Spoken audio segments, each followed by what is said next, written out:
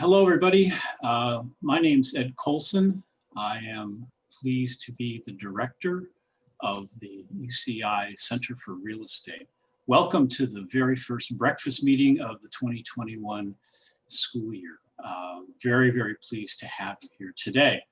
Our panel promises a very provocative and interesting discussion of our topic today, the transition of retail space in Southern California.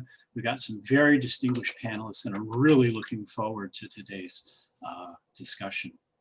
I have to thank some people. Particularly want to thank our advisory board members, Joey Lopez of Snyder Langston and Bruce Fisher of Greenberg Trowrig for serving as co-chairs, and Bruce will be our host today. I also need to thank all of our advisory board members and friends who have helped us to fund and sustain our comprehensive real estate program for many years at UCI. For those of you who are attending our breakfast meeting for the first time, just a little background. The center has for many years held these breakfast meetings at the Pacific Club, and they were at 8 a.m. and we actually fed you breakfast. And so it was really a great deal because you got both food and knowledge at these things. But of course, due to the circumstances which we find ourselves in, we are hosting these things online for the time being. We do really want to get back to having these in-person meetings and hopefully sometime next year, hopefully we will be returning to our original venue. But for now, they are virtual meetings. We're still calling them breakfast meetings, although we're starting them at 10 o'clock rather than 8 o'clock, so it's practically lunchtime. But we were keeping the name just for continuity purposes. I always, at these meetings, take the opportunity to update people on the Center for Real Estate at UCI. The real estate program at the university within the Paul Merage School of Business is extraordinarily healthy. There is record interest amongst the students in our real estate program. This past June, we graduated 13 people with real estate certificates as part of their MBA program, and that's the highest number ever. Attendance at the classes, enrollment in the classes has been at record levels. And it's just really gratifying that the students have this interest in the real estate program at UCI. This fall quarter, we've got 2 classes going, one by Kevin McKenzie of Sable Financial, who's teaching a capital markets course. Tim Guyman of EQ Office is teaching our introductory course for MBAs. I am teaching an undergraduate course. I think that's a real growth area. Undergraduate enrollment is maxed out. And we have, I think, 55 undergraduates in the undergraduate course this year.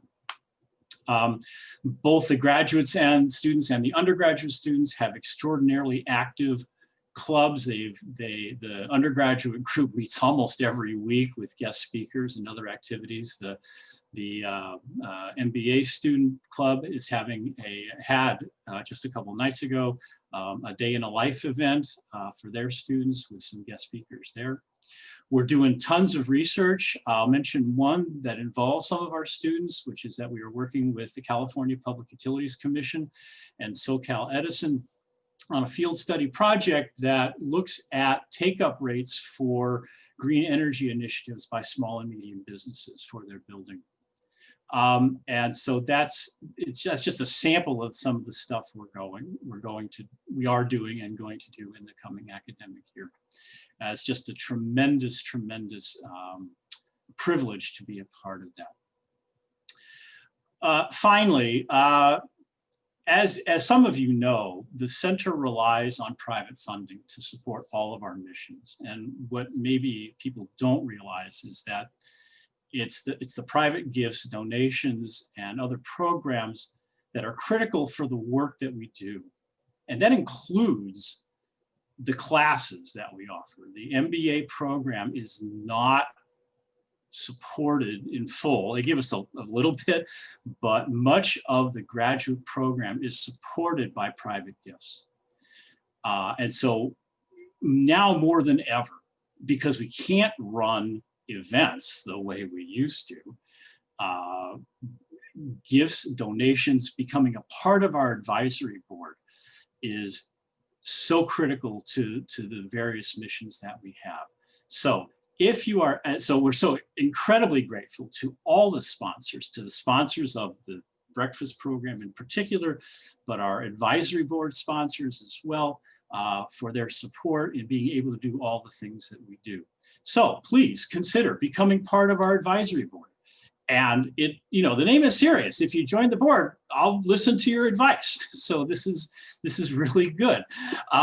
So thank you for giving me the opportunity to talk to you about that, and enjoy the program today. Let me introduce today's moderator, Bruce Fisher, who will introduce our panel of speakers. Bruce is the chair of the West Coast Practice and co-managing shareholder of Greenberg Trauerig's Orange County office. He has a long resume. I won't go through the whole thing, but I will mention that he's very active in the community, serves on a variety of nonprofit boards, including the Center for Real Estate, and has chaired several of our events. So we're very pleased to have Bruce's support.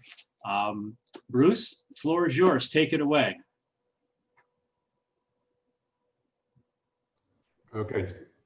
Good morning. I was about ready to say good afternoon, but I guess good morning, everyone. Thanks for joining our program today. Last time I did this for UCI was right before COVID, and or actually right after COVID actually started. And during the program I started, I said, look, this is the first time I've done one of these virtually. And since then, of course, myself as well as all of you, I think I've done quite a few of these virtually. I do look forward to the next time I do this, if I'm asked again, to be able to say, I'm glad we're all together again doing it in person, because that's just even more fun when we all get to see each other and talk before and after these programs. So I want to thank some people first. First, I want to thank all of our sponsors that are sponsoring the program. Tom Sherlock at Talinvest, Tom O'Rourke at Haskell & White, Selena Doka at KPMG, Greenberg Traurig, John Rockford and Joey Lopez at Snyder Langston, and Carrie Chagat at BDO. Also, of course, I need to thank Joey Lopez, my co-chair for this program, as well as everyone else on the planning committee, Tim Guyman, Sean Rawson, Tom O'Rourke, Ryan Kennedy, Stacy Steeman, Jim Pugh, and of course, Sharon Nakamura Brown, our managing director for UCI Center for Real Estate, which without her help, we wouldn't be doing any of this. So thank you, Sharon. Also, of course, Eddie Carranza and Aaron Collins for all of their hard work in facilitating and supporting this Zoom webinar. A lot of work and effort to put this together. We had to go through some practice runs to make sure all of this worked. And then also Jeannie Peruz, who helped deliver our, and arrange for our breakfast that Ed just mentioned a little while ago. That's something new. I think some of you, because there were some glitches in the system, may not have gotten your virtual breakfast cards. Some of you did, and if so, hopefully you're enjoying them now. If you haven't, some of you will be receiving them in the next week or so when we get the things all worked out. That's something new we're doing for the program on a going forward basis. Last, I think on behalf of myself, Greenberg Traurig, our committee and UCI Center for Real Estate, just want to acknowledge all of you, or some of you, of course, that have probably been displaced because of all the fires. For these mandatory evacuations. I'm sure it's hard for everyone, even myself. I mean, we haven't had to evacuate. We're in Newport, lots of smoke and everything else, but no fire. My two daughters had to evacuate from their house in Lakewood Forest. They're still actually with us right now, actually. So we have a full house. My wife loves it. All right, with that then in mind, I want to quickly tell you who our panelists are and then let them introduce each other very quickly, and then we'll get started on the program itself. So our panelists are Larry Casey, President at Donahue Schreiber, Chris Erb at Macy's, he's the VP Head of Development, Joe Finnegan, Managing Director for the Western Region for Link Logistics, and last but not least, Carter Ewing, Managing Partner for CT Investors. We have, as Ed mentioned, we have a great panel here, lots of great information. You're going to hear some things today that are going to shock you in a positive way, by the way. in a really good way for all the stuff they're going to have to say. So I've talked to each one of them about a number of things. So Larry, why don't we start with you? Take 30 seconds, 60 seconds, a little about yourself, your company, and then we'll get going on the program. Good morning, everyone. I'm Larry Casey, President and Chief Operating Officer of Donahue Schreiber. We're a West Coast shopping center owner. We have 62 open air centers in California, Washington, and Oregon. Consists of 11 million square feet. You can buy groceries in 99% of our centers, and they total about $3.2 billion in value. Thanks, Bruce. Thanks, Larry. All right, Chris, why don't you go next? Sure. Chris Erb, Vice President of Real Estate, Head of Development for Macy's. I assume most people are familiar with Macy's.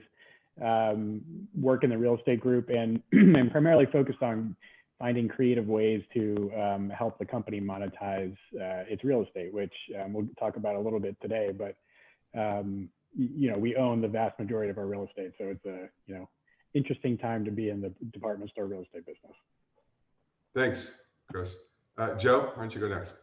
Sure. Good morning, everyone. And Bruce and Ed and Sharon, thanks for the invitation. These are always fun.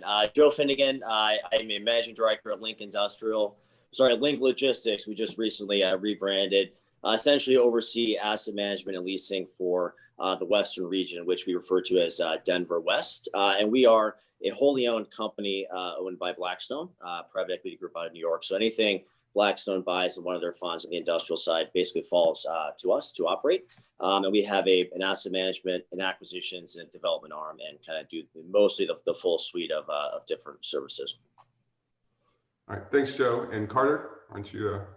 Thanks, Bruce. Good morning, everybody. So CT Realty is a 26-year-old company based right here in Newport Beach. We develop in 9 major markets across the U.S. We're active in all those markets currently, with about 10 or 11 million square feet of active industrial development. So after the global financial crisis in 08, 09, we kind of capitalized the company and recentered its focus entirely on industrial logistics and large format industrial logistics buildings. So what I'll be talking about this morning is, or at least my focus will be more towards our area of focus, which happens to be large format industrial logistics buildings, the big box distribution centers that people commonly refer them to. And we're, as I mentioned, all across the U.S., been a part of UCI real estate program now, and a sponsor and a contributor to the program for a number of years, and really, really happy to be joining you all this morning. Look forward to this discussion. All right, thanks, Carter. All right, so Larry, let's start off with you. What do we need to learn in real time based upon the lessons of the past 7 months for retail? Also, what's our most important opportunity right now? Something we can't let pass us by for retail, given what's going on. Well, I think one of the things we've learned is something we've been preaching for decades, and that is essential retail is key. We call it necessity-based retail. Communication with our lenders has been key. We report to them twice monthly on the status of their collateral on a tenant by tenant basis, who's paying, who's not, who we've made concessions to. Low leverage has proven to be important. We're coming out of the last recession. We made a concerted effort to get our leverage down, and that has helped dramatically. And occupancy is key. We have quickly moved to grant tenants rent relief, and you can't, if you put your tenant out of business by demanding rent, there's no way of recovering from a vacant space, and vacant spaces are very expensive to re-tenant with respect to TI, TA, and leasing commissions. So occupancy is all important to us. It was during the last crisis, and it is the same here. And then one thing we weren't faced with in the last crisis was allowing very liberal use of the common area. So we have gym classes going on in the common area, restaurant, outdoor seating in the common area. And our tenants have been very creative in the use of the common area. Important opportunities right now. If when tenants ask us for relief, we are going through our laundry list of things on the other end of the negotiating table of disputes we may have had over common area maintenance, co-tenancy clauses. Maybe we ask them for an extension of an existing lease. So there's a negotiation in each case of a tenant asking for concessions. And then I think for the long term, open air retailers like us, or shopping center owners like us, will be going after the retailers who were considered essential, and housed in malls, but the doors were chained shut. We're going to ask those folks to consider relocating to an open air center. All of our centers were open throughout the pandemic. Thanks, Bruce. All right, thanks. Like Chris, I mean, you're on the flip side because although you, as you'll discuss later, I'm sure you own a lot of your real estate, but you are, retailer out there. What's your perspective on that? Because you look at it from a little bit different perspective.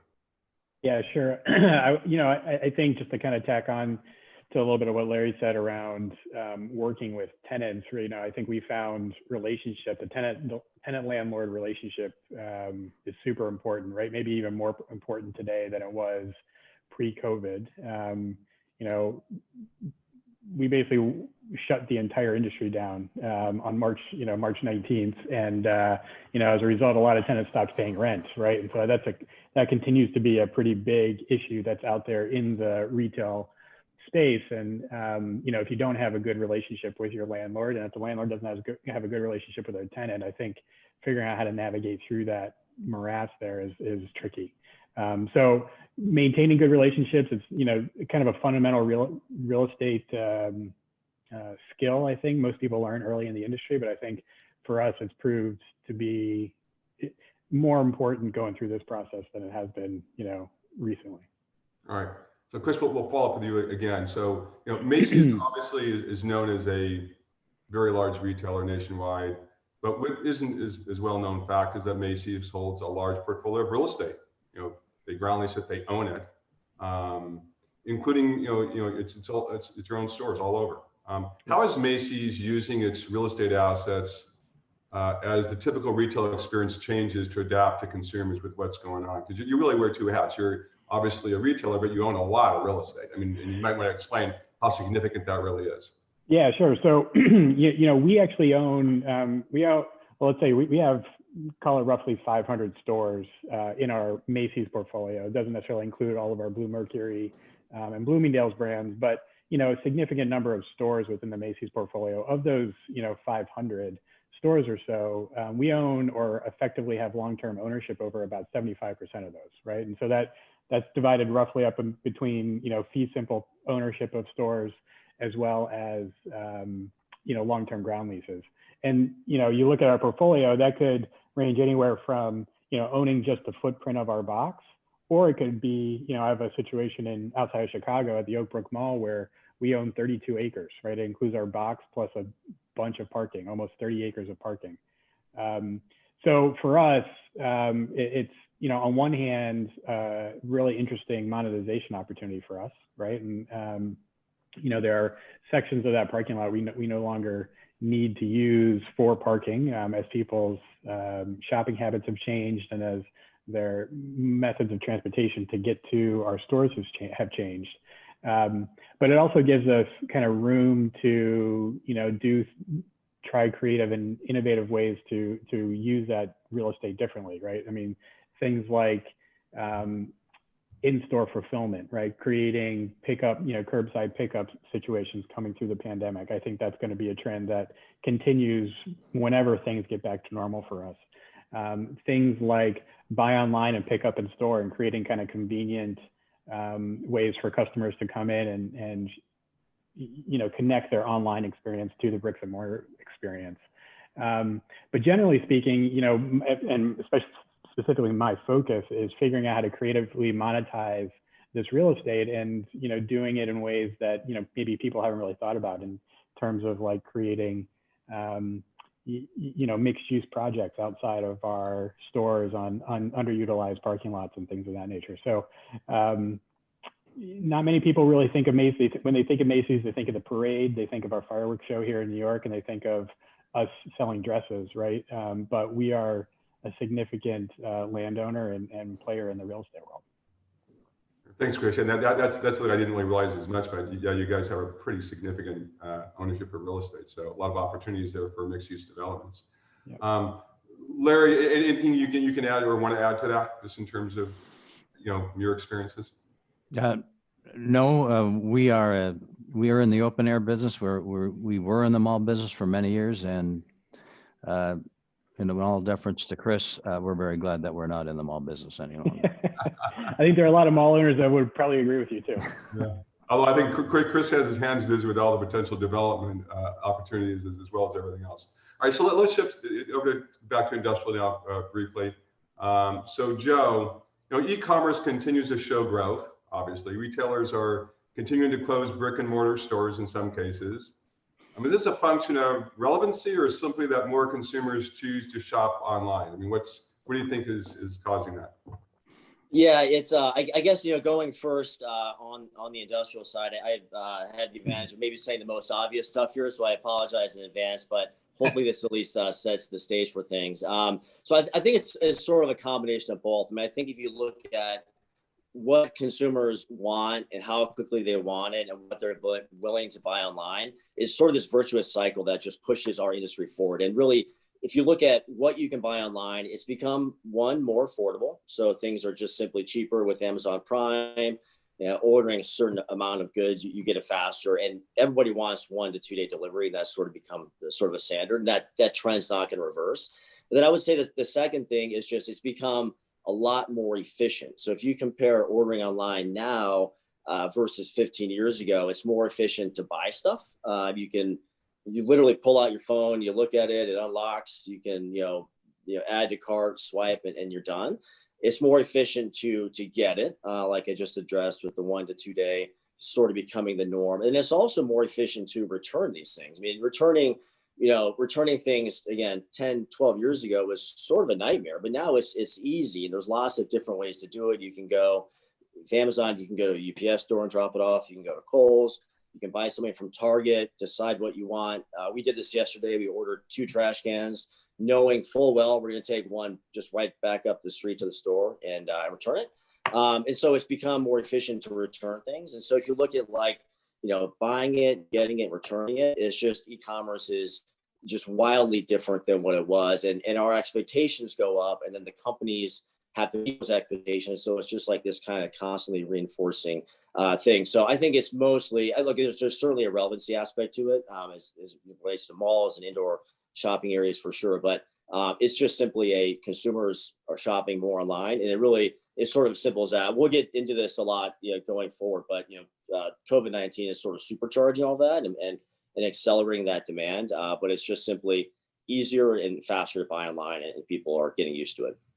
So Joe, can you teach my wife the whole thing about returning? Because she's ordering a lot of stuff, but she doesn't seem to be returning very much. Yeah, I'm not sure I've got the answer either. I think we're guilty of that as well in our household. Carter, what are your thoughts? I'm sure we're all guilty of that, actually, or was certainly.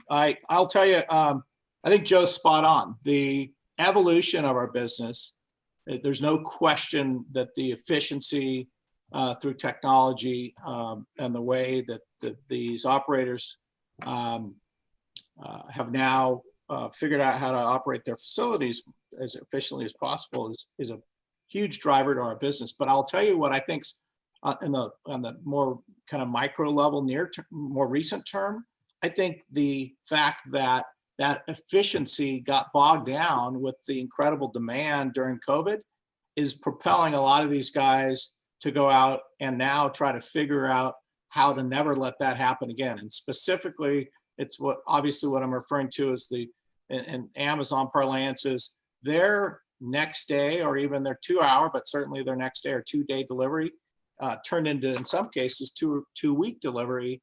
And the Amazon folks have vowed never to let that happen again. And I don't think that's unique to Amazon. I think a lot of other tenants out there picked up on that. And so I think in kind of the here and now, in the near term, that's a benefit to our business, to Joe and my industry, because there's a lot of folks that are saying this is here to stay.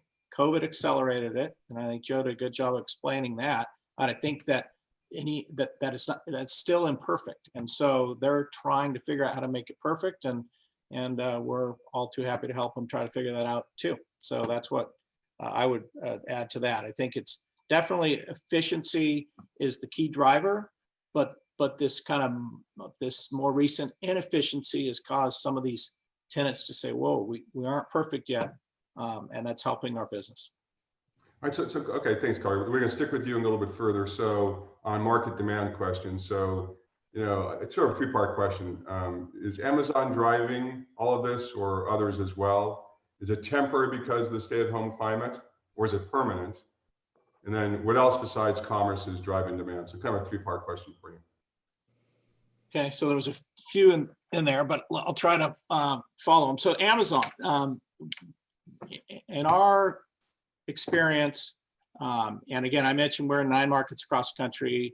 I'd say tier 1 markets. I think we have a pretty good sense of it. Joe's company is much larger than ours. I'm sure he has a similar sense of it. Amazon propped up the market and has, and certainly in 2019, most folks probably recognize they did far and away the majority of the transactions in industrial real estate across the country in the major markets. And there was a concern up until even pre-pandemic that they were really propping up markets, and perhaps artificially so, because of their insatiable demand.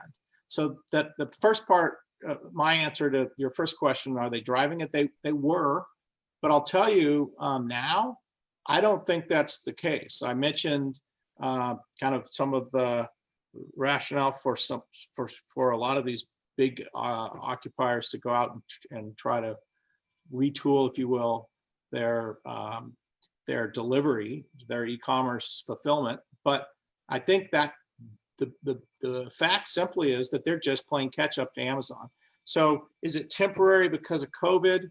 No way. COVID accelerated it, but all of the folks have been saying for years and years and years that there would be a steady increase in online sales that will drive our industry. And it's only proven to be, it certainly was true before COVID. It will be true after COVID, but COVID accelerated it. And again, to the benefit of a lot of us in the industrial development space. And then you asked about kind of so beyond e-commerce, what's driving it? I think there are a handful of things that pre-COVID were happening to our economy and to our country that were benefiting industrial real estate with some onshoring, some manufacturing.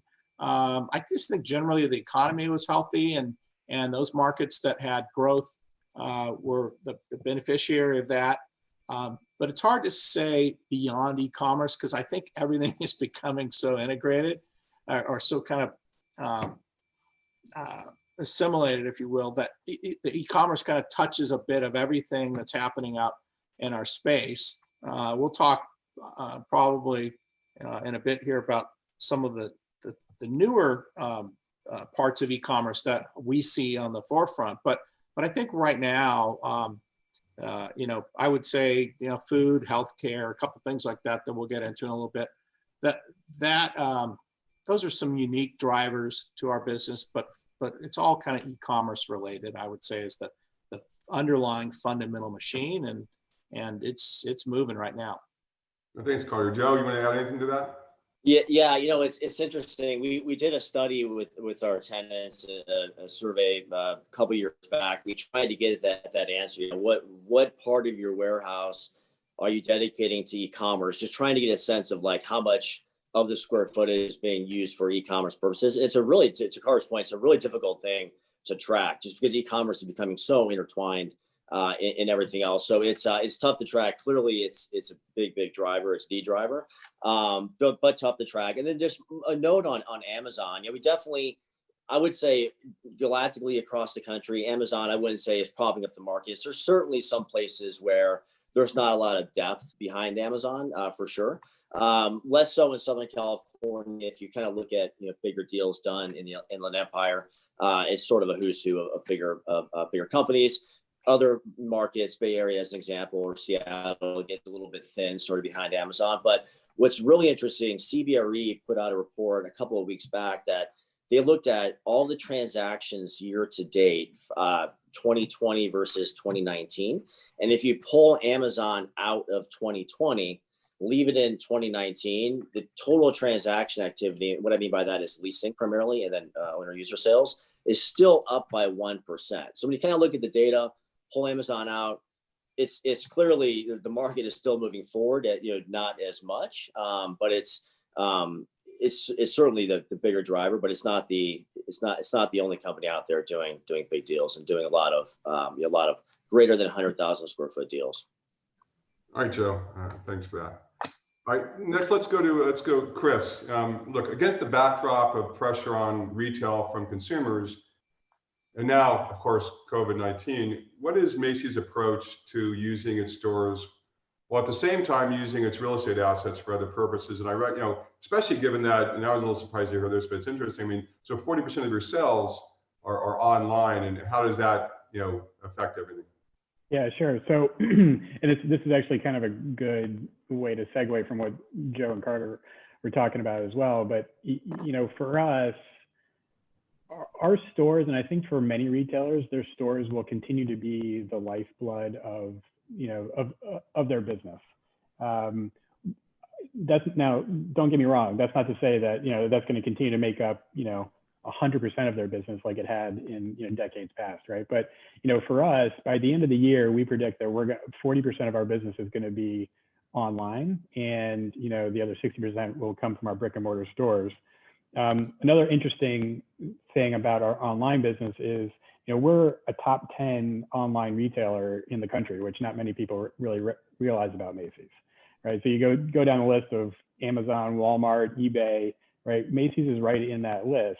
And I think the problem a lot of kind of traditional brick and mortar retailers have right now is they are playing catch up, right? But they've been invested in online retailing for a long, long time, and we certainly have. And it's really a question of how do we innovate faster to be able to play catch up, as Joe said, to Amazon. So I think to kind of what Joe and Carter were talking about in terms of what's driving a lot of those sorts of that side of the business. I think it's really a lot of these retailers trying to play catch up and trying to compete with Amazon. But that said, for us, and I think we're not alone in the retail world. Brick and mortar is going to continue to play a significant role, regardless of how the next several years go, probably in perpetuity, right? We're never going to get rid of. I'm sitting in our Herald Square store here in New York right now, right? We're never going to get rid of our Herald Square store. This is kind of our brand, right? I mean, people come here to visit Santa during the holidays. They come here to ride the wooden escalators, right? There's an experience factor there that you can't replicate online. And what we've found is that the online business and the bricks and mortar business are really interconnected. They're symbiotic, right? And so if we were to vacate a market, and we've seen this in markets where we have vacated, we actually see a decrease in our online sales when we do that. We call it the halo effect to our online sales, right? If we're not present in a market, people tend to forget about us, and so therefore they forget to go online and they forget to shop Macy's because we're not prevalent in their community. So for us, we are big believers in the omni-channel experience for customers. They need to be able to touch and feel us there locally in the community, but also shop the way they want to shop, and purchase goods the way they want to purchase them, right? And whether that's online, buy online, pick up in store, or really just coming to the store to have that kind of treasure hunt experience, going through the store looking for that special dress for prom or whatever it might be. So the trick for us is figuring out will we need 60% of our business to come from, the bricks and mortar world long term? The answer is probably no. So from a overall real estate footprint, we're probably going to be smaller longer term, but we'll have a significant bricks and mortar presence. So, again, that's where I come in, right, is trying to figure out for Macy's, how do you monetize those assets that we're not going to need? And then how do you access that real estate value at the assets we are going to have long term? But, figuring out a creative way to unlock that real estate value to be able to reinvest back into our digital business, for example. All right, Chris, good stuff. Let's shift the discussion a little bit. So how will repurposing of the outlived real estate models like malls and potentially big hotels, how will that be leveraged to support other gaps like affordable housing maybe, or new office and work week models? Well, I think it's important to realize for their listeners that the malls were placed in very well located areas. So although the mall itself may be undergoing pressure, the real estate is generally very good. The issues I think that Chris will echo and that we've seen from our colleagues is repurposing has its challenges, and you're going to have to look very long term at the strategy, because the existing retailers who are still in the mall have rights that permeate throughout the built space, that the uses in the mall have to be retail. And so you're going to have to get folks like Chris to waive those restrictions, and they're not very comfortable with putting their competitors, e-commerce competitors, for example, in a distribution center within the four corners of the mall.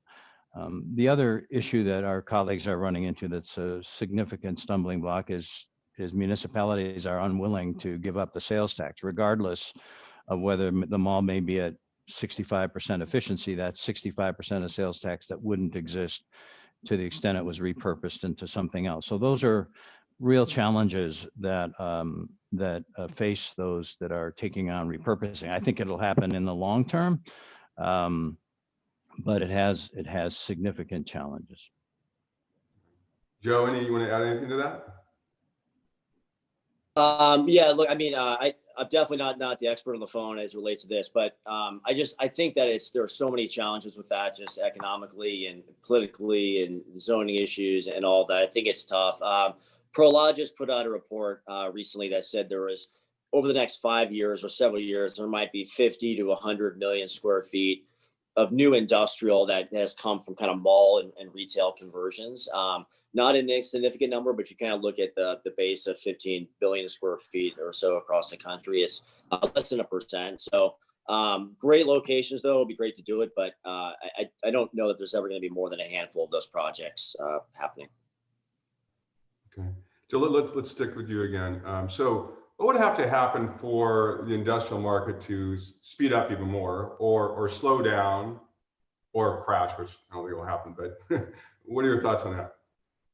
Yeah, I don't know. I'm not sure how it could possibly go any quicker. I have to tell you, it feels like it's as fast as it's ever been. I think, one of the things that, we think a lot about is just a recession. So, recession, if you look at the percentage of our GDP and our economy that comes from consumer spending, all that stuff that we've been talking about that you buy just goes through a warehouse, with the exception of, automobiles and gas and a couple other things. So anything that slows down spending is going to impact our industry, but it'll be a little bit of a tale of two cities. I think if you own a portfolio of buildings leased to Target and Amazon and Walmart, it may be a different story than if you have infill locations with smaller tenants and smaller companies. So I think what could cause a little bit of a slowdown potentially, but a recession that impacts smaller companies. And we are certainly seeing industries now that are struggling. Any tenant that's exposed to trade shows and concerts and things like that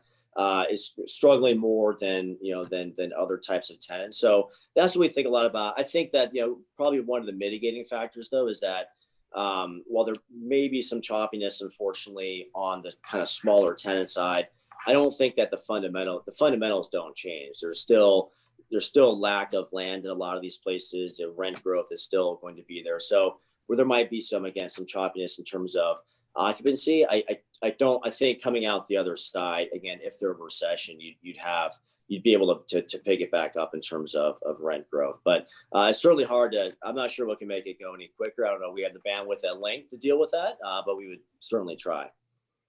All right. Carter, what's your crystal ball on that? But I would just add, keep in mind for the audience that Joe and I get rewarded for being prudently bullish, right? And we're developers or investors, we're out there doing our thing. We work though with a lot of people that get rewarded or paid to be cautiously bearish. And we've been doing that for a while. And think of the capital, I'm particularly referring to the capital side. The markets, I think, are healthy in large part due to low leverage, limited leverage. And even pre-COVID, there was a really strong balance of limited new development, new supply coming into the markets across the country. I think the statistic that Joe mentioned on the last question, that I thought was pretty fascinating. If you pull Amazon out of the equation, we still have a healthy, growing market. With Amazon in the equation, the market's on fire, and we're in the middle of a global pandemic. The market, our industrial markets right now are, and for CT Realty, again, we do the large format big box market, so we're dealing with a lot of big global credit companies. They've never been stronger in the history of our company, 26 years. Our business has never been stronger during the middle of a pandemic. So this question is something we constantly ask and pinch ourselves, and what could happen to, I don't know if anything could happen to speed it up. I think Joe said the same thing. It's on fire. What could happen to slow it down are always those things that, again, we're kind of cautiously bullish about, prudent, trying to be smart about, have to have the developer mindset that things will continue, but we have to be smart about it. And I think the industry as a whole has been. So I think we're in a really good place as an industry. The things that are outside our control, though, are what's going on right now on Wall Street, for example. The market's crashed for the last few days, and it doesn't take much more of that for people to start getting a little panicky. I'll tell you from experience that during COVID, we had a handful of deals we were trying to capitalize, and literally from week to week, certainly month to month, but I would argue week to week, we were getting completely different signals from the capital markets on whether or not, and this is equity and debt, and whether or not they had an interest in proceeding with us. They all, I think, now wish in some cases the deals that they didn't do, they would have, but that was because of all the uncertainty, early stage, let's call it March, April, May of the COVID crisis. If you get Wall Street to continue to decline significantly, or if the election gets drawn out for weeks on end, or there's perhaps some other geopolitical event globally, the markets can turn quickly. So those are the kinds of things that I fear, but I don't really think just day in and day out that we think that's all too likely. I think we're in a really good place as an industry right now. All right, Carter, we're going to keep you in the hot seat just a little bit longer. So this is actually interesting. So what are some of the latest cool ideas inside the basic warehouse distribution building we're seeing, or that we will see soon in the coming year? And what other basic changes are you seeing in terms of what's going on? So again, yeah, we're dealing with a lot of fulfillment, big box, e-commerce, logistics buildings. So not just Amazon, that's the obvious, but others. And I think what's interesting inside the building is that the tenants are treating their employees akin to what I would consider kind of what the tech companies do for their employees have done for their employees over the last 10 or 15 years. There's gyms, there's high-tech commercial kitchens, there's lockers and showers, there's bike racks for, coming to and from work. There's separate places for pickup and drop off for the employee now, not for the product, for the employee from Uber and Lyft and the ride shares. So those are some things that are happening inside the buildings that are kind of cool and different. And I think it's all employee retention, and frankly, just it's you know, some of these buildings have thousands of employees inside them. We have 1,200,000 square foot building with a shift of 1,500 employees at a time. So those things, they don't get used by everybody, and they're not for everybody, but the tenants, the occupants, I think, are doing some cool things to try to help that employee base. And then on the outside of the buildings, it's the same thing we've answered every time we ask this question for the last 50 years in our business. They're getting taller. And I think they're going to continue to get taller as technology allows for it. As a byproduct of the clear height, the slabs are getting stronger because the material handling systems are heavier, the racking's heavy, the product sitting on top of that slab, because of just the volume itself needs to be supported. And they're incredibly technologically sophisticated inside and out. There's interaction now between the dock and the material handling system that's being done through technology and human interaction. And that's something that I think the dock integration will continue to evolve.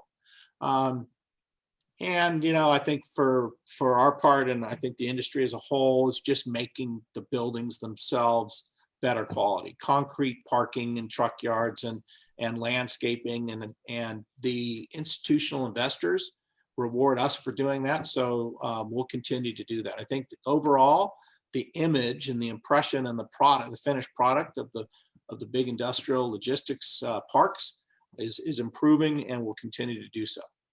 One very quick question, and we'll switch over to Joe real quick, Carter. I mean, so putting in the locker rooms and gyms and kitchens. I mean, I'm going to guess that's a little bit difficult now with COVID, though, to be like utilize that the way you want to utilize it, just because of COVID. I'm guessing it must be a little bit of a challenge.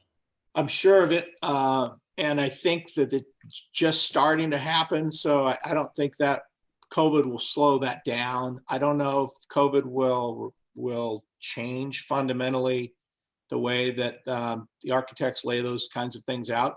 But keep in mind that most of those improvements we're talking about are things that the tenants do themselves, and each tenant's a little different. But there are things that we've noticed in our portfolio that are happening now. But there's no question COVID's changing everything. Probably much more material in the office space and in the retail space than the industrial space. But yeah, I'm sure that there'll be an impact. Joe, you want to add a couple more thoughts? Yeah, I mean, Carter really covered almost all of it. I would just say, just on the employee point that Carter made earlier on, I think that if you look at how these, especially large Fortune 500 companies, if you look at how they make decisions, it's much more of a supply chain and logistics decision these days than kind of a pure real estate decision. And if you look at like the cost for especially logistics companies and 3PLs, it's really inventory, labor, and transportation. And so that real estate component it can be as low as 5% really of the total cost. So my point is that it's a much more kind of sophisticated algorithm that goes into deciding where a company should go. And a big part of that is labor. And I look at a lot of these amenities that Carter mentioned, just like you said, it's about attracting, hiring and retaining employees in such a competitive environment. And just in addition to flexible work schedules, more pay, benefits, et cetera, the amenities you can put in a building are really are becoming no different at a warehouse than again, like Carter said, at a tech building in Silicon Valley or something. It's very important. All right, so let's switch back over to our retail group. Larry, how are retail tenant uses and owners and operators going to change to address the current COVID pandemic? And what may very well become a split work week between local office hubs and port headquarters? And also, how are you responding generally to rent relief demands? I'm sure everyone's really interested in hearing that.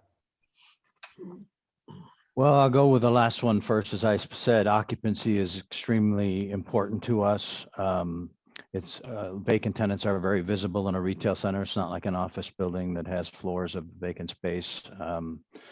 And so we have invested in our tenants very heavily in rent relief and waivers as the pandemic continued to persist. I say we're going to be, revenues will probably be off about 15% in 2020, and that represents our investment in our tenants for rent relief. So it's real, and it was real in the last global financial crisis, and now it's real during the pandemic. The other trends that we're seeing, pre-COVID, we were told our parking lots were going to become irrelevant because of autonomous vehicles. And really now the parking lot is more relevant than ever. Curbside pickup is extremely important for all of our retailers and restaurants. We're using as I said earlier, we're using the parking lot for expansion of outdoor facilities for restaurants, for our fitness operators. And so the parking lot has become much more relevant. And in talking to curbside pickup, I think you'll see our grocers move to limit some of the floor sales space and expand their warehousing capability at the stores. Why would they do that? Because they're having to fulfill both delivery and curbside from the store. And it's a little easier to do that rather than having a bunch of folks out in the sales floor interrupting their customers. They can do it from a larger warehouse in the back, and it also limits the deliveries from the distribution center. They can deliver more goods with less visits. We're seeing some retailers who did not qualify as essential retailers during the pandemic rejiggering their merchandising mix. So if there is another issue and essential retail is all that's allowed to be open, they would be able to qualify. We're seeing our service retailers, hair salons, et cetera, and our restaurant tenants developing contingency plans if they have to, if indoor uses are limited again, and they're moving quickly to set up operations outside. The neighborhood shopping center had morphed into a very service-oriented format because the big boxes, our anchors, were selling the goods, and the shop space and the pads were selling services, restaurants, nail salons, medical uses. That strategy had a little bit of a hiccup during COVID-19 because the only access to those two goods was on the internet, and there was no access to the service providers. They were closed. So that is something that we're looking at. I don't think we're going to adjust our strategy, but it certainly is something that was in complete contravention of where we thought the evolution of the center was going. I think you're also going to see all of you retail landlords out there, clauses in new leases and any renewals that you're going to enter into that would say that the tenant gets relief if they're ordered closed by the government. The typical force majeure language did not relieve the tenant from their rent obligation. I think you're going to see language, and we're seeing it, that the retailer wants relief if they're ordered closed. So that's what we're seeing, Bruce. All right, so just one more point, then we'll go over to we'll switch over to Chris in a second. Just the point you were making about the parking lots, because we all had the same thing, a year or two ago, with the idea that, look, with the advent of self-driving cars and everything else, that maybe you wouldn't need the parking lots as much. And then, of course, with what's going on with COVID and other things, well, maybe that's not so too. Do you think that's a short-lived relook at the issue, or do you think that people completely change the idea? You know what? Even with the cars, there may be other reasons why we need it, and things could happen in the future. So you think that people are looking at it a little bit differently in terms of future planning, future development, that maybe they still need to leave some parking lots in there for flexibility in that area around the buildings? Well, the retailers, our customers, never thought that we should limit parking. For the retailers, that was a sin. And so they never allowed us to lower the parking ratios. And I think they'll still stick with that. I don't know about you, but I'm not getting in an autonomous vehicle, or I'm not riding an Uber. I feel very comfortable in my own automobile. I don't know whether that'll be a long-term issue or not, but from our perspective, the parking lot is still very relevant and our retailers want parking. Okay. All right. So Chris, what does Macy's see as the future of retail generally? Is it shifting to more of an experimental retail? Is it a combination of brick and mortar and online? Is there a larger movement about where Macy's becomes a real estate developer more so, given all the real estate that they own? Yeah. So I'll actually just go back to a couple of things I said before, right? I think from our standpoint, we clearly are an omni-channel focused retailer, right? We want to have, a good balance between sales coming from brick and mortar locations as well as our online and mobile apps.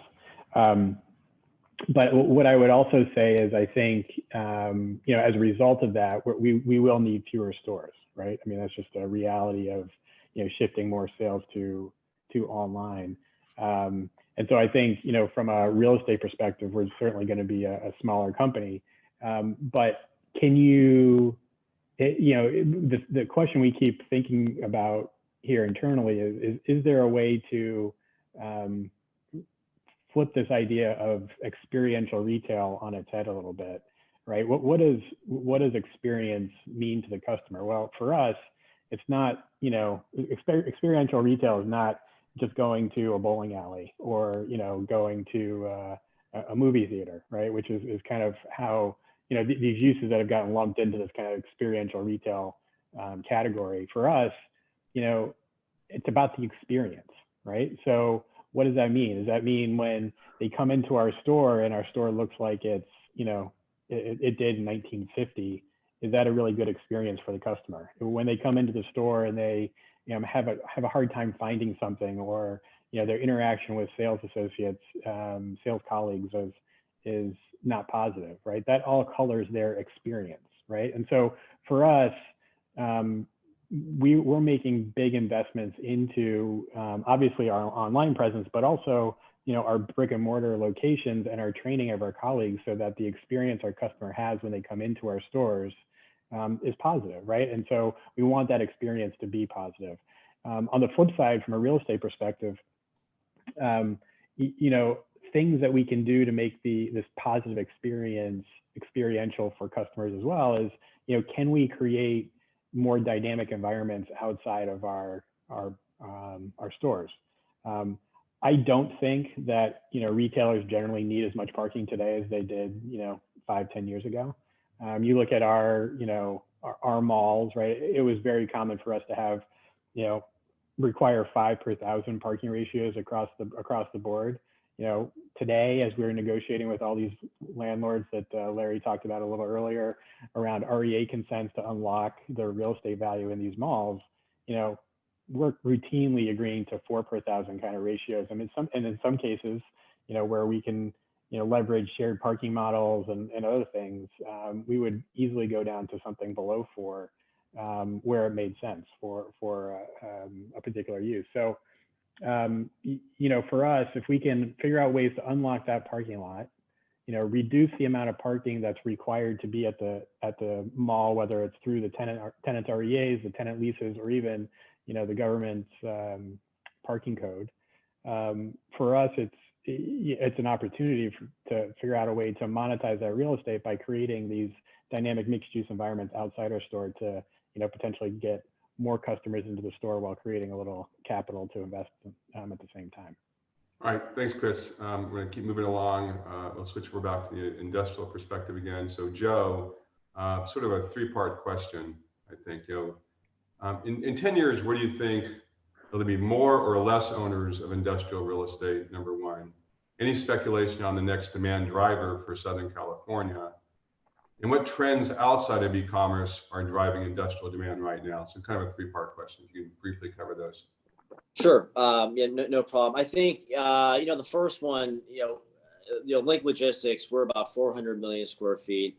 And that's a result of several, hundreds of transactions, but really it's kind of been largely 4 bigger transactions. So notwithstanding all the sort of big portfolio, bigger deals that have happened over the last 2 or 3 years, I still think industrial and real estate generally is just so entrepreneurial that it's hard for me to say there will be less owners. And I also think that if you look at industrial real estate, and if you look at just how attractive it is now, there's just more interest. So, we've got a few projects that are on the market right now. And if you look at the list of groups that are touring and interested in making bids, it's not necessarily the traditional group of folks. And there's companies in the mix that have traditionally focused on other asset classes like office. So I think you're going to see, especially on the industrial side, you're just going to see more interest in industrial. And that's just I think there's going to be more owners.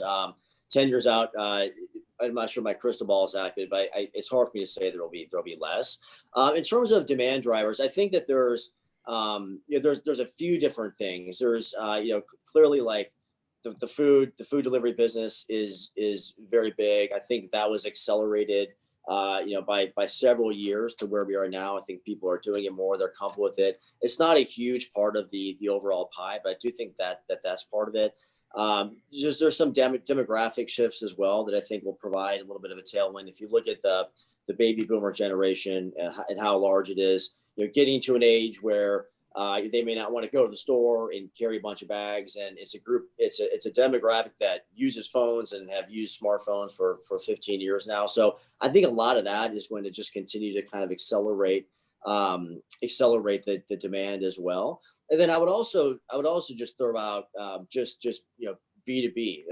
We talk a lot about B2C, but the business to business part of our economy is really double business to consumer, and it just hasn't really caught up with the business to consumer side. And so if you look at like the person that owns the bakery, and they can buy a soccer ball for their kid in 2 days, but it might take 5 days to get the ingredients to put together the food. So I think there's just a huge opportunity on that side that I think we will probably hear more about over the next several years.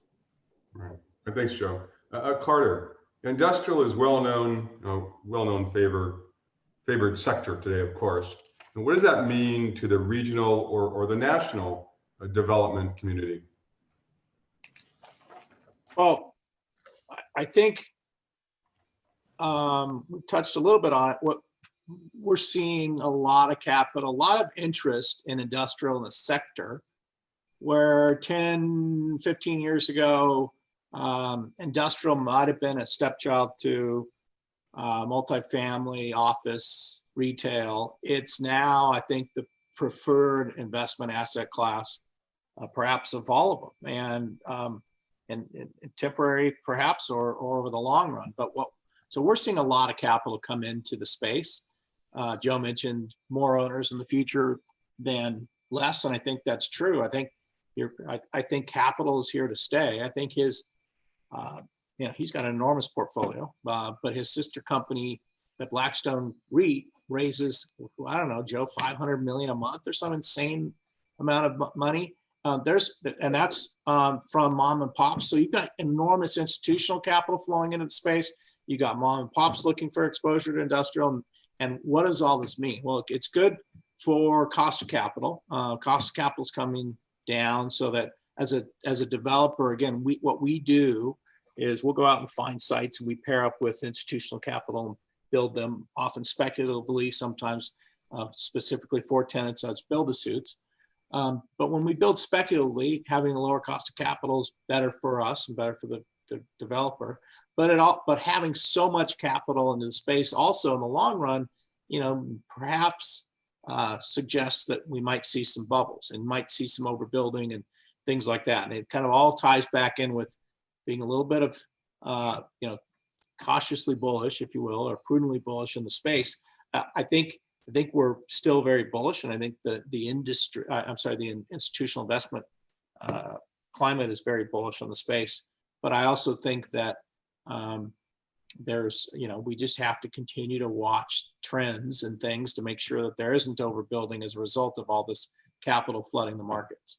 And if I could, Bruce, one other quick point I want to make back to the question you asked a moment ago about kind of what we see as growth drivers in our world. Interestingly, we're seeing a lot more food than we ever imagined. So guys coming into our space saying we need climate control, or we need cold storage or food prep type space. And I think, and we're trying to get to the bottom of it. I think that's a trend that's going to continue. I think in part, large part, people got comfortable for the first time since e-commerce really became prevalent, buying groceries, buying food by clicking on their phone and going online and getting it delivered to their house. Walmart's an enormous beneficiary of this. They were able to do it really well. Amazon struggled a little bit with it. Others struggle a little bit with it. Amazon's become a winner out of this whole COVID thing because of that. I think that food, I'm just making this point to the audience. If you're looking for kind of something that might be out there that's a growth segment or sector in our space, I think food is certainly one of those to keep an eye on. Carter, are you saying buy stock in these food companies, especially for refrigeration? Is that what you're saying? I don't know.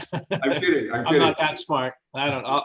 I'll get, if whatever I recommend, I'll be wrong. But I actually agree with you. I mean, just as a consumer ourselves, I mean, we literally haven't really been in a store for 7 months, maybe 2 or 3 times, because we've done it online through different, and it's worked really well, and some better than others. And so I agree that I think by and large, a lot of people have gotten more comfortable, and they're doing it originally out of necessity, and then more out of convenience, and they're comfortable with it. So I couldn't agree with you more. Exactly. For sure. So it's here to stay. It's here to stay. I agree. All right. Yeah. We got a couple more minutes left, guys. I'm going to quickly go through a couple items, then we'll finish up. So, Larry, how will changes in how we work, regional versus local, home versus office, impact local economies, versus our, traditional established office and business centers moving forward? How do you see that changing? Yeah, I don't have an opinion on how office will sort out. I know as a leader, I would like to get our people back into the office so that we can adequately supervise, review, and train them. I don't know how you onboard and impart culture, interview new people. I just don't see how that works efficiently. But having said that, if it goes the way some are predicting, it'll be good for us in some ways and bad for us in some ways. Bad. Our most productive centers have a daytime population of office workers in the area. If those people are no longer coming to the office, they're no longer visiting our center. On the positive side, if folks are staying in the suburbs and not commuting into the office in the central business district every day, our high demographic, high barrier to entry suburban portfolio is well positioned to provide them goods and services. All right. So very quickly, because we have about 5 or 6 minutes left. Chris, let's do this briefly. So in Southern California, I know you've got a number of projects that you're looking at that Macy's is thinking about redeveloping into mixed use projects. Maybe discuss that a little bit in terms of some of your current things that you're looking at, just for a couple of minutes. Sure. Yeah. So we're constantly evaluating our portfolio. Southern California portfolio is no different. We're looking at things in, there in Orange County and Brea and Westminster and Mission Viejo. We're looking at stuff up in Sherman Oaks. But, in terms of how do we consider and what do we consider when we're deciding whether we keep a location or not, just like a lot of the real estate guys on the phone here today, they do a buildup of their NAV by, individually valuing each asset. We can do the same thing on the retail side and individually evaluate and underwrite each store. And so, as a result, we kind of, when we're looking at a store and we say, the value to operate the store, right? The value to the enterprise to operate the store is X, right? And then if we do an independent valuation of the real estate value and it's Y, and that Y happens to be larger than X, then, the decision to whether we monetize it or keep it becomes pretty clear, right? So for us, it's a very analytical data approach. There is some qualitative components to it around, market presence and market penetration and making sure that we're maintaining our share of the market. But by and large, it's a data math-driven kind of function, and if the value of the real estate outstrips the value to operate the store, then we should be looking seriously at monetizing it. All right, Chris, thanks. All right, so I think for each of you, because we're almost going to close up here, next question for each of you to do a quick answer for all of you is, so obviously we're continuing to see tenants looking to exit California, whether it be retail or industrial, to neighboring states such as Arizona, Nevada, Utah, others. I personally like Utah because of the skiing. Do you see this continuing, and is it a concern? Why don't we go with Joe and Carter first, and then we'll go with Larry and Chris. So Joe, why don't you start that? Just a minute for each of you guys. Sure. Yeah, I'll go quickly. Definitely concerned. And we do see it. We have assets in all the, Reno, Salt Lake, Vegas, and Phoenix, sort of the four obvious ones. So definitely concerned. I think there's a couple issues though. One is that some of these places just don't have the labor. So I know we've talked a lot about labor. So if you look at a tenant moving from Sacramento to Reno, Sacramento has 2.2 million people. Reno Sparks has 500,000. And so there are real kind of labor concerns, warehouse labor concerns that sort of act as a governor. And then the other thing is that, we can withstand some of that, being in Southern California. We have 25 million people, sort of depending on kind of where you draw that circle. And that's not a decreasing population. And so what drives our business is largely population base and population density. And so certainly a concern. There could, Prop 15 happens. It's another thing that we have to sort of contend with, but it's not a I don't think it's going to play out that drastically that quickly, but we certainly see it for sure. Okay. Carter, your thoughts? We see it a little less in our big box space. I think for sure though, we agree big service companies, big corporations headquartered here will continue to move to either right to work states or just more tax efficient states. And I think the political climate in California is not going to get any better anytime soon. So I think that's driving a lot of big companies out. But Joe mentioned, the population is here. Even with those moves, the population will always be here. A lot of these guys have to be port centric or port proximate. And most importantly, they've got to be near labor and their customer. And California is always going to have its fair share. So we don't see it in the big box space is that big a deal, because our tenants need to be here, need to operate out of the broader LA basin. Okay, Larry, why don't you go next? We're not seeing the retailers exit California. I do agree that business operations with a large number of employees will continue to exit, but as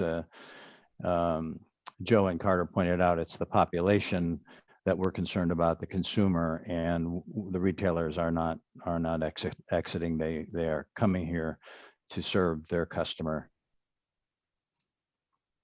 All right, and then Chris. Yeah, I mean, listen, I'll just echo what everybody else has said. California represents we have some of our best stores in the chain in California, right? And it's largely because of the population there. It's largely because of the, higher than average income levels in California.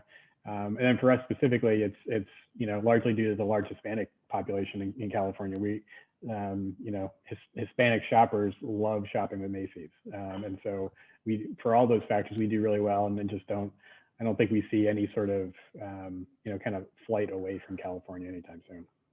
Okay. All right. So one more thing I have each of you do, each take literally just 30 seconds, and then we're going to go to questions and some of the questions and answers. So each of you just real quick, and we'll start with, I'm going to go Carter, Joe, Larry, and Chris in that order. Take out your crystal ball. What do you see happening in the next 6 months, just real quickly? Strong continued demand, diverse demand in our world for logistics driven primarily by e-commerce. Joe? Yeah, I can't say any better. I mean, we're pretty bullish on industrial for the next couple of years. Maybe there's some bumpiness in the road if there's any kind of civil unrest or anything like that, or a recession, but we're bullish. Larry? I think once a therapeutic cure or a vaccine arrives, that the consumer is going to storm back to the brick and mortar shopping center, and the store, as we've talked about, because of the halo effect of brick and mortar matching e-commerce, will still be very relevant. I second that, Larry. Chris? Yeah, and I third that. I would just say that I might temper it a little bit. I think our view is that even with a vaccine, we don't probably get back to kind of 2019 levels for another call it 3 years.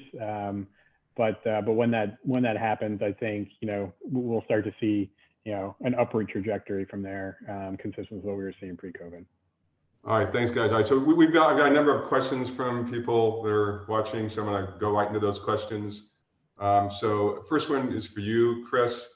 Any difference in your go-forward strategy for Macy's versus, for example, Bloomingdale's? Yeah, so I would say generally no.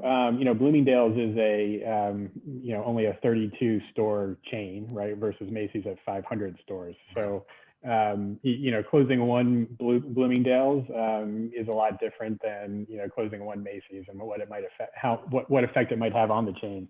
But in terms of our focus on omni-channel, in terms of our focus on having, a balanced amount of sales coming from the brick and mortar world versus the .com world, I think is very, very similar. And, in terms of, figuring out ways to unlock the real estate value on both sides, we're focused equally on Bloomingdale's stores as we are on Macy's stores.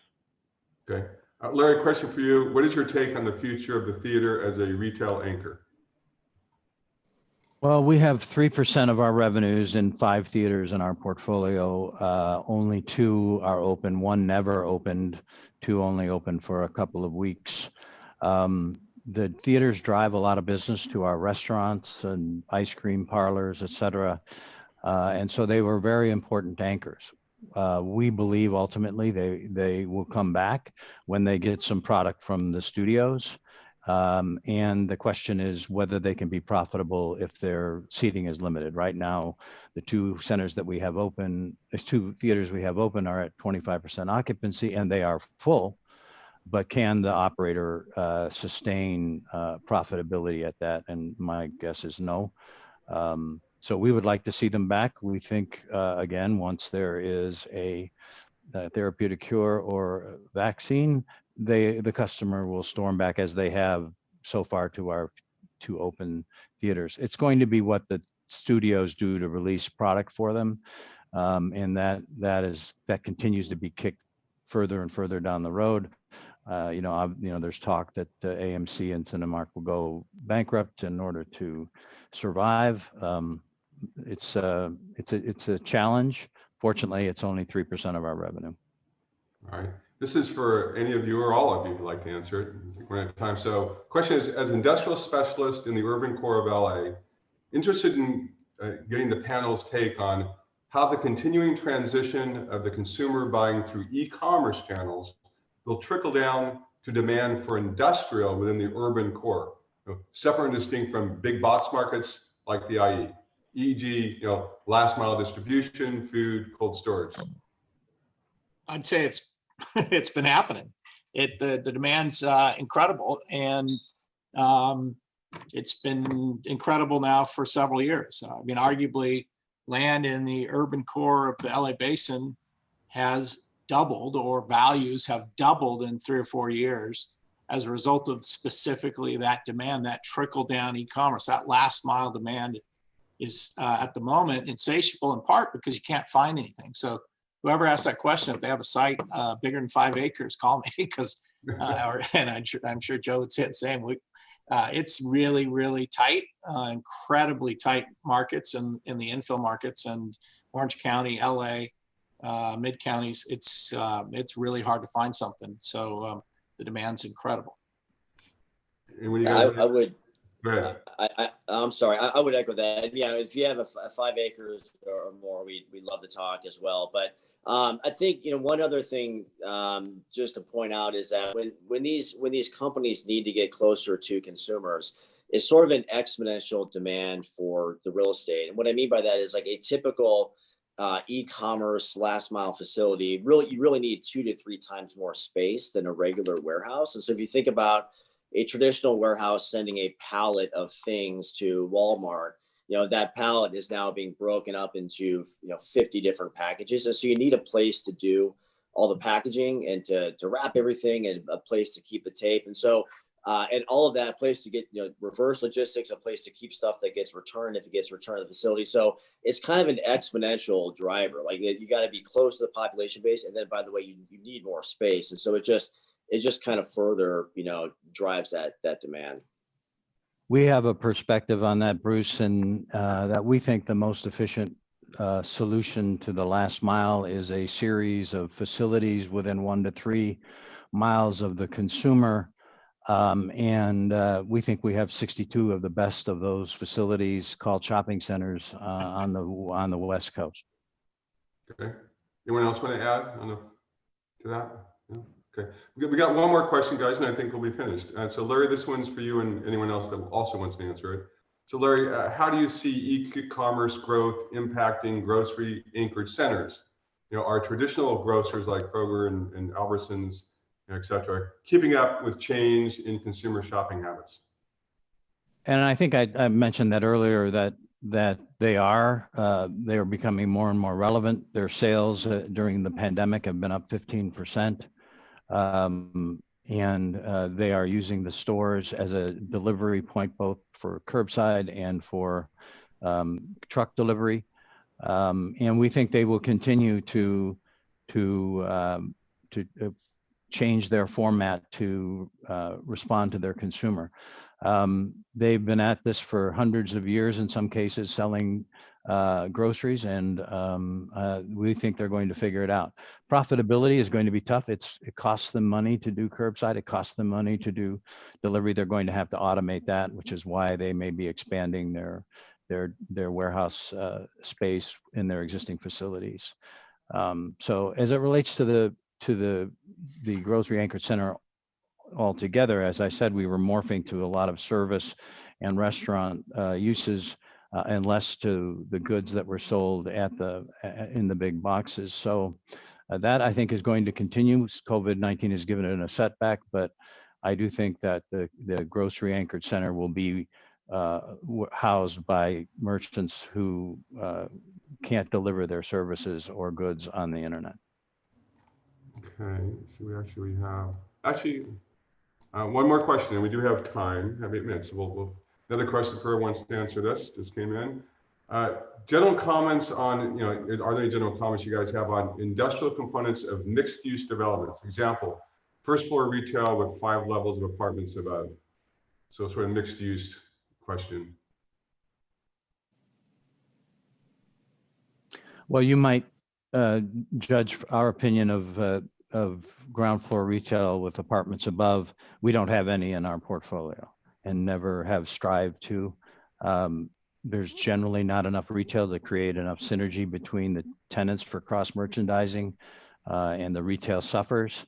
And if it's 400 apartment units above you, you now have 400 new partners telling you how to run your business, hours of operation, noises, smells, music in your restaurants.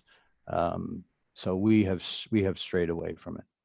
Chris, do you have some thoughts on that, given your guys' real estate holdings? Yeah, sure. So I mean, I think we actually think that retail and residential actually work well together. I think you would probably, from a landlord's perspective, when you have retail, especially grocery, in close proximity, even below an apartment building, it drives apartment rents, right? So we think that they're really symbiotic, and you look at the uses that are really compatible with one another. Office, residential, hospitality, whenever that comes back, retail certainly. When you get into industrial and self-storage, I think those are uses that really do lend themselves to having their own neighborhood, right? And I don't think they work particularly well in a mixed use environment as we traditionally see it.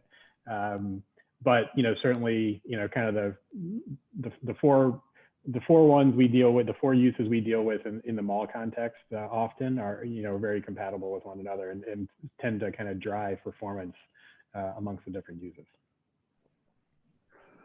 Anyone want to add to that? Well, for our space, and in the industrial space, we don't play in that world. I think that you have heard, and there's a lot of talk about converting portions of malls to industrial, and then I guess technically that would be a mixed use in a traditionally retail environment. That as some of the panelists have pointed out, doesn't work that well yet for a lot of reasons. Not the least of which is you just can't get those up. It's not easy to get those approved. So we have, as a company, stayed away. From personal experience, however, I think in urban settings in dense locations in Southern California, some of the coolest projects that have been developed over the last 10 years have been mixed-use projects that integrate retail and housing and entertainment and services all in one, and in some cases even office. That's from my personal view, and presume those to be successful too, again, pre-COVID, because of the energy and that, but that only works in a dense environment. And again, from a CT Realty's perspective, we haven't found much application to convert and or go mixed use in our world. All right. So I think that actually gets us through all the questions, everyone, and I think it concludes our program. So obviously I want to thank everyone for participating today. I want to thank our speakers again, our speakers, and of course, thank all of our sponsors as well. Look, on behalf of the UCI Center for Real Estate and our entire planning committee, you should all see on the slide right now. I want to thank you, everyone, to stay safe. And my hope, of course, is that when we do this next time, maybe it'll be in person. And if not, we'll do it virtual again, and we'll do it in person when we're able to. This concludes our breakfast meeting. And just again, thank you everyone for support. Stay healthy, stay safe. Thanks, Bruce. All right. Great Thanks, job. everybody. Thanks, everybody.